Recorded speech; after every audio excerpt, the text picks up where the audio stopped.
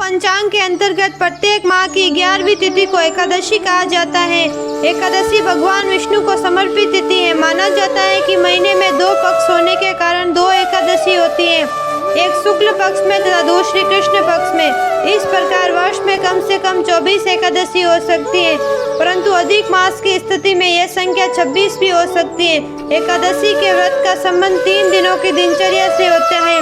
भक्त उपवास के दिन से एक दिन पहले दोपहर में भोजन लेने के उपरांत शाम का भोजन ग्रहण नहीं करते, ताकि यह सुनिश्चित हो सके कि अगले दिन पेट में कोई अवशिष्ट भोजन न बचा रहे। भक्त एकादशी के दिन उपवास के नियमों का कठोरता से पालन करते हैं तथा अगले दिन सूर्योदय के बाद ही उपवास का समापन करते हैं। एकादशी व्रत के दौरान सभी प्रकार के अनाज का सेवन वर्जित होता है। जो लोग एकादशी का व्रत नहीं करते, उन्हें एकादशी के दिन भोजन में चावल ग्रहण नहीं करने चाहिए तथा झूठ और परनिंदा से बचना चाहिए।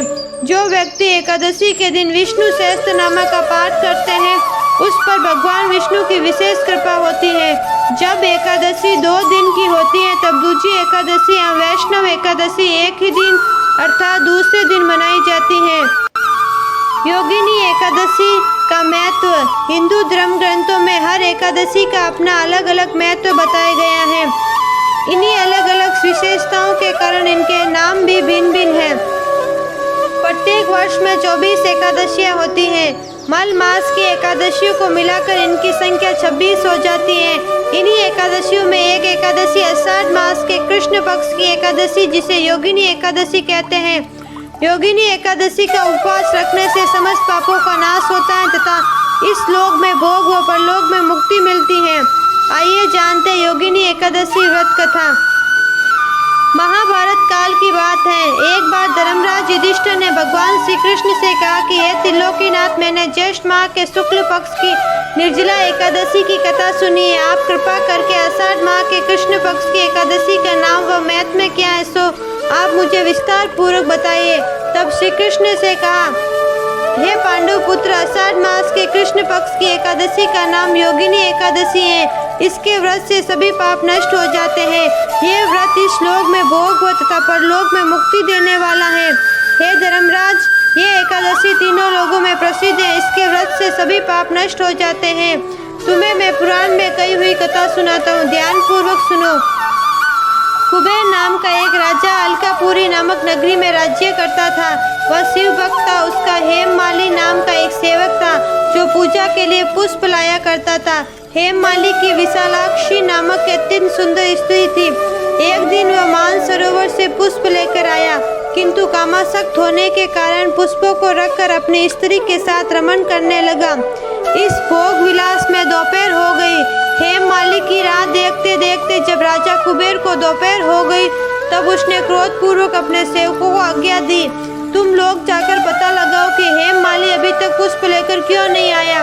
जब सेवकों ने पता लगाया तो राजा के पास आकर बताया, हे राजन, वह हेममाली अपनी स्त्री के साथ रमण कर रहा है। इस बात को सुनकर राजा कुबेर ने हेममाली को बुलाने की आज्ञा दी। डर से कांपता हुआ हेममाली राजा के सामने उपस्थित हुआ।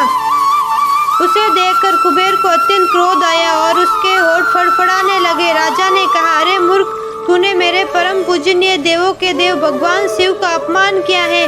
मैं तुझे श्राप देता हूँ कि तू स्त्री के वियोग में तड़पे और मृत्युलोक में जाकर कौड़ी का जीवन व्यतीत करे।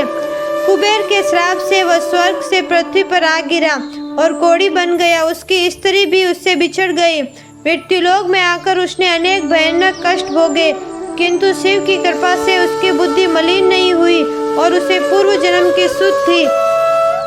अनेक कष्टों को भोगता हुआ तथा अपने पूर्व जन्म के कुकर्मों को याद करता हुआ वह हिमालय पर्वत की तरफ चल पड़ा।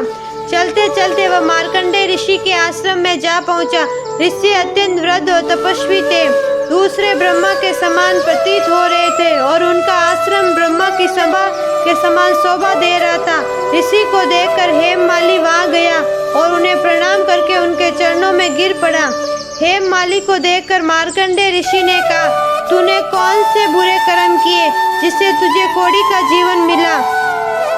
ऋषि की बात सुनकर हेममाली बोला, मुनिवर, मैं राजा कुबेर का अनुचर था। मेरा नाम हेममाली है। मैं प्रतिदिन मानसरोवर से फूल लाकर शिव पूजा के समय कुबेर को दिया करता था।